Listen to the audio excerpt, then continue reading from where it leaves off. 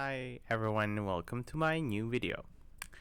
So today we're going to take a deep dive into Richard Linklater's Before Sunset, a 2004 movie that examines the anatomy of a second chance.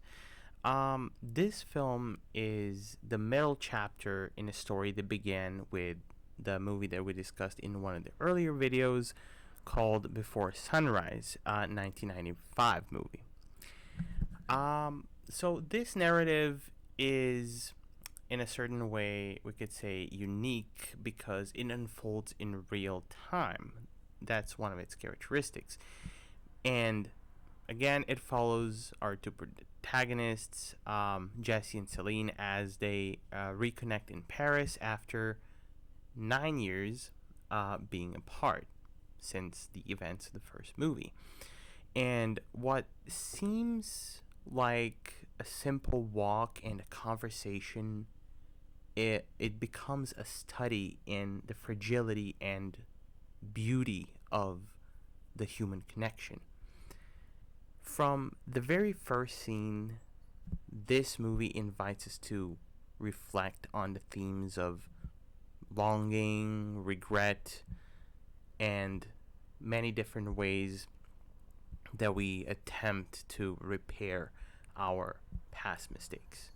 And just a spoiler warning, key events from this 2004 movie will be discussed here in this video, and we'll try to avoid the 2013 movie the sequel movie spoilers, but here we'll do the analysis of this movie. So anyway, let's get going. The making of this film itself mirrors the intimacy and urgency of its story. Richard Linklater collaborated closely with Ethan Hawke and Julie Delpy, not just in acting but in writing. For years, they exchanged ideas over email, honing the dialogue to sound lived in and spontaneous. The final script, however, was created in just 2 to 3 days of concentrated writing. Filming took place over 15 days during a record-breaking heatwave in Europe, the temperatures exceeding 38 degrees Celsius. The modest $2.7 million budget didn't limit the creativity, it shaped it. The actors' contributions, especially sending monologues to be created into the script, added layers of authenticity and emotional nuance. This production process teaches us about the power of collaboration and the craft of translating real-life intimacy to film. One of the film's most striking formal elements is the 80-minute constraint, where the runtime reflects the exact time Jesse has before he must catch the flight. This ticking clock creates a natural tension, a narrative urgency that mirrors the fleeting chance to reconnect. The conversations feel alive and immediate because they are captured in long, uninterrupted Steadicam takes, some lasting up to 11 minutes. As the time diminishes, their words carry more weight, revealing how scarcity sharpens clarity and forces vulnerability. Here, the film teaches us a subtle but powerful lesson. Time compresses truth, and honesty emerges under pressure. Jesse, now a best-selling author, has written a book, this time, 9 years after their initial encounter. Crucially, the book wasn't a pursuit of fame, it was a personal beacon, a fictional attempt to correct a real-life missed opportunity. Jesse imagines a world where Céline appears at a 6-month reunion that never happened, using a storytelling as a way to confront the limitations of reality. This illustrates the film's recurring theme. Art can serve as a conduit for desire, memory, and reconciliation, allowing us to process regrets and reach for what we lost or almost lost in life. You did. Yeah, no, I mean, No. I made it more hopeful. I mean, I wrote this whole fictional version where you actually do show up. Oh, what happens? Well, What? we make love for about 10 days straight. That's the one that's part of it. interesting. And then, So the French slut, yeah. right? Yeah, okay, yeah, great, exactly. okay. It's just then they, they start to get to know each other better and they realize that they don't get along at all. I like that. It's more real. Yeah, well, my editor didn't think that way. No. In Before Sunrise, Jesse and Celine's connection was spontaneous, almost dreamlike. In Before Sunset, that illusion is gone. Life intervened in ways neither could control, marking the death of a romantic fantasy. Celine's grandmother's passing on the day they planned to reunite is a reminder that timing and circumstance shape love as much as desire does. Their story now lives in realistic tension, showing how external forces, family obligations, geographic distance, personal growth, can temper youthful idealism. The film conveys a message about accepting life's unpredictability while still seeking meaningful connection. The characters' memories of the past diverge sharply, creating a Rashomon effect. Jesse recalls every detail of their night in Vienna, while Céline initially denies remembering their intimacy, a subtle defense against nostalgia's pain.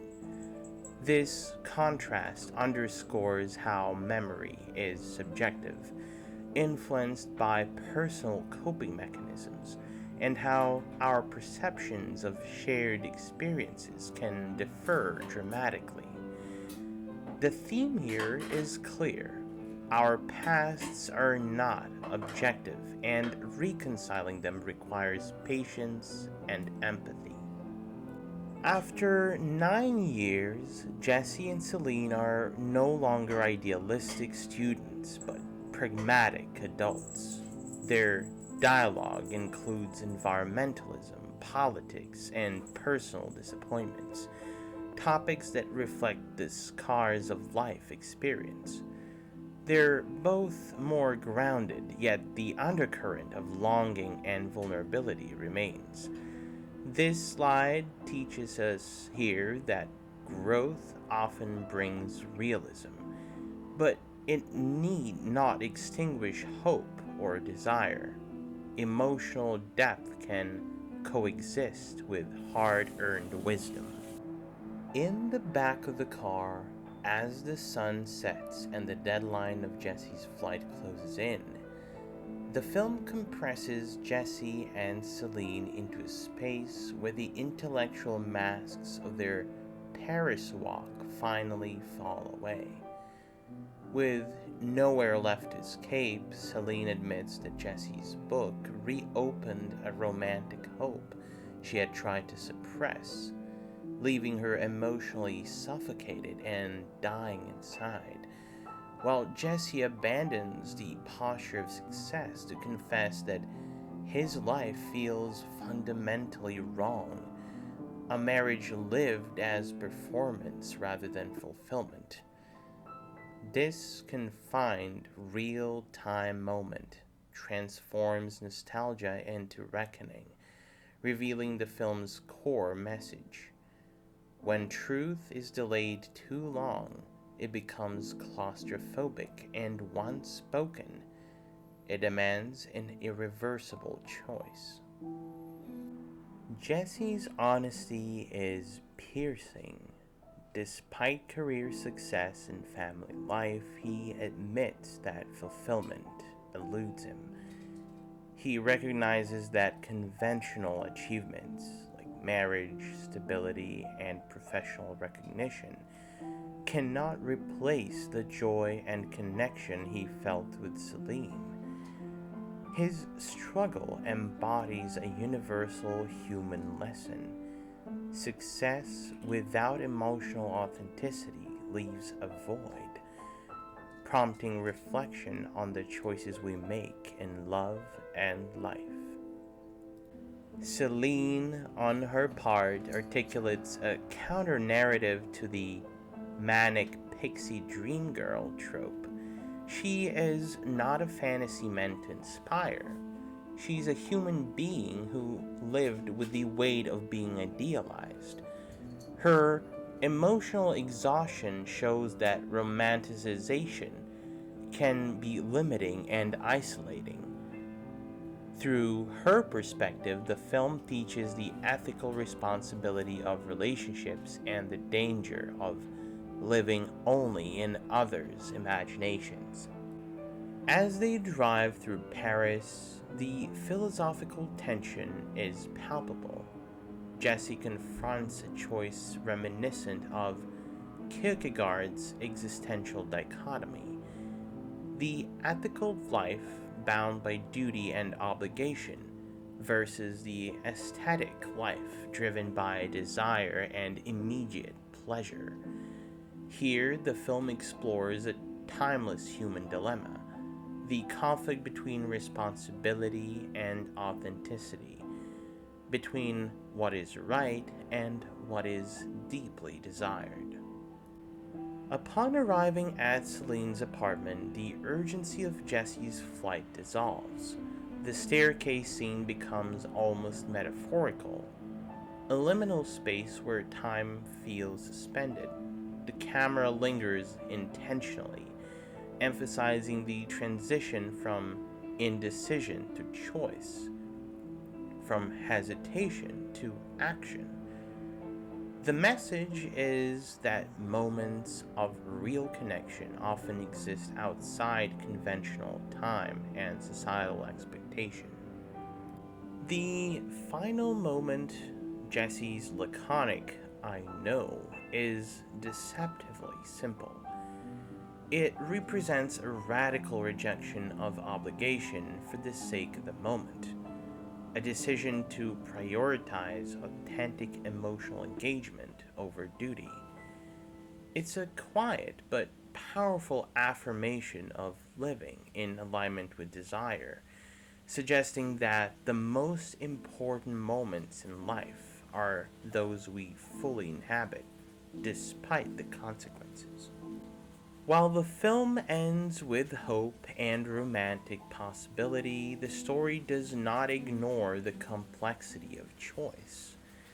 As the 2013 sequel Before Midnight confirms, without spoiling its details here, such decisions carry long-term consequences, illustrating that second chances require sustained effort and cannot remain idealized forever. The theme here is clear.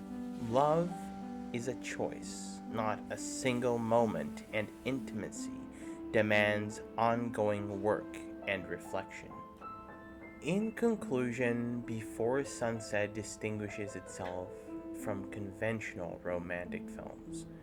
It avoids contrived happy endings, instead focusing on authenticity, dialogue, and human imperfection. It reminds viewers that true connection is not magical or instantaneous. It is the conscious decision to show up, to engage, and to be vulnerable.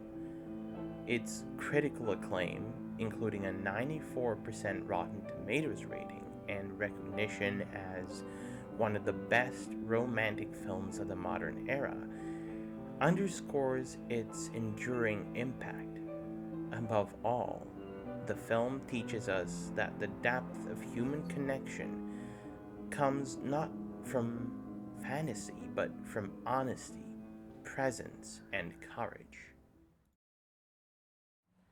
Thank you for watching, and as always, click like, share, and subscribe for more videos to come.